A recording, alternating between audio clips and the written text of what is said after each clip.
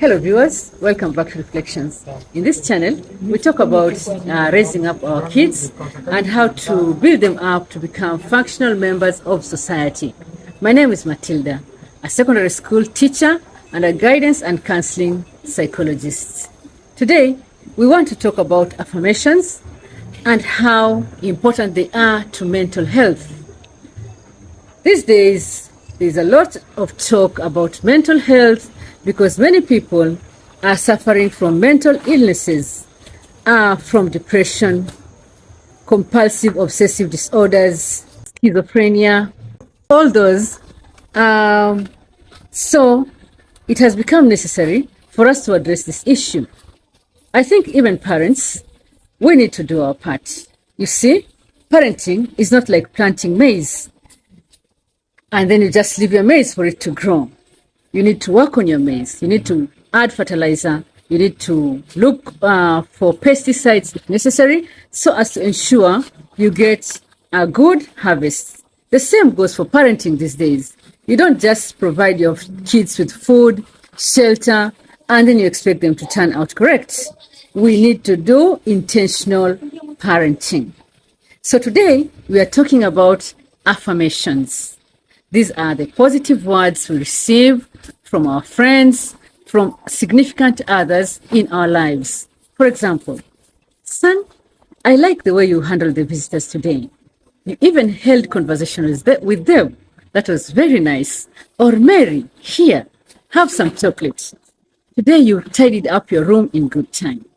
You can be sure that these kids will come again and again and repeat these actions.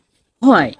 Because these positive affirmations cause a release of a chemical called dopamine in the brain.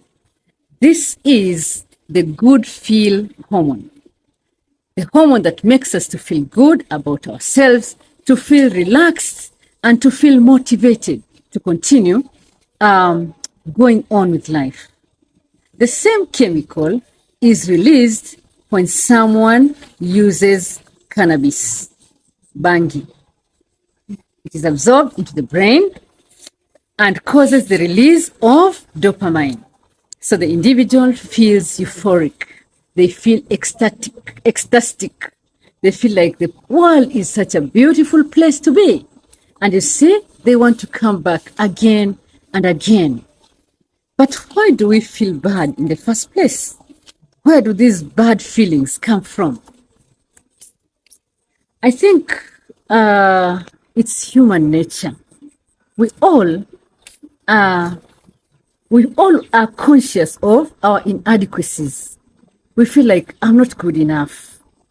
Even you, when you look at yourself right now, there are areas about you which you don't like. Maybe you look at your legs, they're so skinny, or you feel like you're too fat, or you don't like your complexion. There's something which you don't like about yourself. You feel like maybe so-and-so is better than me, they make better friends than I can, and on and on. I guess it's a result of the fall. Even when Adam was called by the Lord, he said, "Go away from me, Lord, I am naked." So I think we are always conscious, always feeling like something is wrong. So what do we do as parents? Let us look at those kids who do well in school.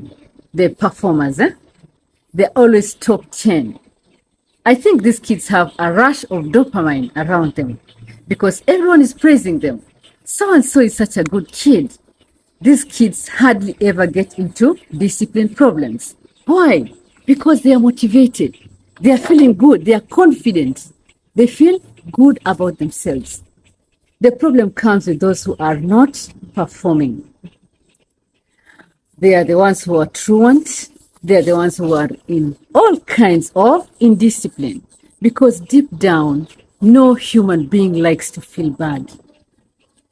We all want to feel like we are achieving, like we are making it somewhere in life. But I used to feel so bad every time those low achievers, the last 10 students, were asked to stand up during closing assembly because they have not done well. I was very vocal about it I'd always say this is a wrong thing to do. And I would say, if I were the student, I'd just walk up with my shoulders high and just catwalk for everyone to see me, showing that do not judge me by my performance. I am good at something. Can you see the difference? That's how failing makes us all to feel. Even those bulls that fight, the bull that doesn't win always feels so bad. It becomes aggressive after the bullfight. So where am I going with this? I am saying that it is necessary for we as parents to provide moments of success for our kids. Let us provide opportunities where our children can succeed. If your child is good in school, well and good. But how about if they're not performing? They have aptitudes. I keep saying that in this world, everyone has got something they can do. The Lord has bestowed upon each one of us something that we can do. So if your child is good in football, be the first one to see. Encourage your child. Recognize that. Maybe they are good in drama. Maybe they can play an instrument, the guitar, the violin. Praise them for that. Provide opportunities for them to succeed. I began by saying parenting has to be intentional. You can't plant your maize and expect it to just grow. You have to weed, you have to put fertilizer, and all those activities. Even at home, look at your children, recognize those good things that they're doing. Maybe one child likes to pray. You can say, this is the pastor of the home, and recognize that. Or maybe one likes to cook. Praise the culinary skills. I remember my mom would always say, when so and so does the dishes, they are done so well, so thoroughly, you would not find even one cup that has been left. Or when so and so is at home, you can be sure not to miss lunch because she likes cooking. Those things have stuck with us. Dear parents, get encouraged. There's something you can do for your children.